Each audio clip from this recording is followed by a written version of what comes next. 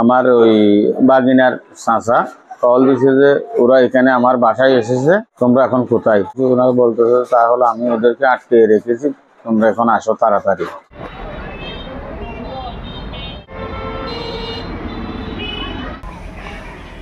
পাইছি যে ওদেরকে আমি রাতের 2:30 বাজে আমাকে কল করছে আমার ওই বাগিনার চাচা কল দিছে যে ওরা এখানে আমার বাসায় এসেছে, তোমরা এখন কোথায়?